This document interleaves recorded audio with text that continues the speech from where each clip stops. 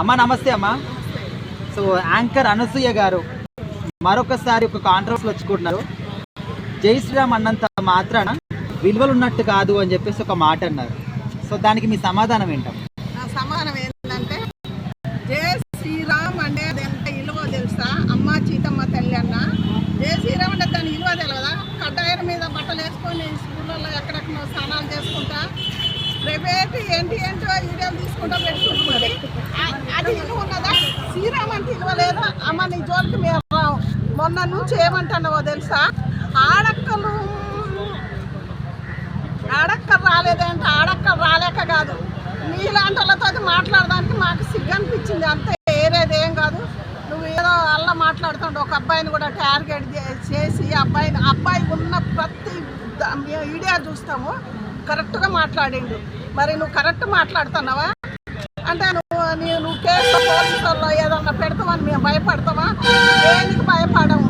ఏ శ్రీరామ్ అంటే ఆ మాట మీదకే ఎన్నైనా నిన్ను అనొచ్చు. ఇప్పటికైనా తెలంగాణ పిల్లవు అనుకుంటాను. నువ్వు తెలంగాణలో పుట్టిన పిల్లలాగా మాట్లాడుతున్నావా? జై శ్రీరామ్ అంటే మీరు బ్రాహ్మణ కులంలో పుట్టినావుగా, నీ అమ్మయ్య గిదేనా నేర్పించింది తరీక గీలాంటి మాటలా మాట్లాడేది? హైదరాబాద్లో ఉంటావు, తెలంగాణలో తింటావు, తెలంగాణలో సంపాదించుకుంటావు, గీలాంటి మాటల నువ్వు ఆ దేశానికి నువ్వు సపోర్ట్ చేస్తావు. ప్రకాష్ రాజుకు వాళ్ళకు సపోర్ట్ చేస్తావని నాకు అర్థమైంది. ఎందుకంటే ఆడక్కలు రాలేదని కాదు, ఆడక్కలందరూ వస్తే మునిపేమైంది గట్లనే అయింది. మేము అనదలుచుకోలేదు. జై శ్రీరామ్ అన్నదానికి ఇలువేందో నీ తల్లిదండ్రిని పుట్టించిన వాళ్ళని బ్రహ్మదేవుని నీ తల్లిదండ్రుని అడుగు, దానికి ఆన్సర్ చెప్తాడు. కానీ నువ్వు జై శ్రీరాముని నవ్వుకిచ్చుకుంటానో లేకపోతే ఎతకారిచ్చుకుంటానో ఏదో దానికి కౌంటర్ ఎత్తానో అది నీకు కరెక్ట్ కదా సూర్య, నేను చెప్తున్నా అది కరెక్ట్ కాదు. నీ డబ్బు నీది ఉంటే నువ్వు దాసుకో. ఈ ఏదో చీరల షాప్ వాళ్ళు దీనికి ఓపెనింగ్ పిలుస్తారు కదా, ఎవరో పిచ్చి లాంజోడుకులు పిలుస్తారు, నీకు మంచి వాళ్ళు ఎవరు పిలవరు. ఎందుకంటున్నానంటే నువ్వు జై శ్రీరాము దాని గురించి ఆడక్కలు రాలేదు అంటున్నావు. అంటే పండుకున్న గుర్రాన్ని రేపు తండించుకుంటే కదా అక్కడ, అవునా కదా? మేము చప్పుడేకుంటే ఆడక్కలు అంటే మేము ఆడక్కలు ఇంట్లో ఉండి మాట్లాడతాం, కానీ మేము బయటే.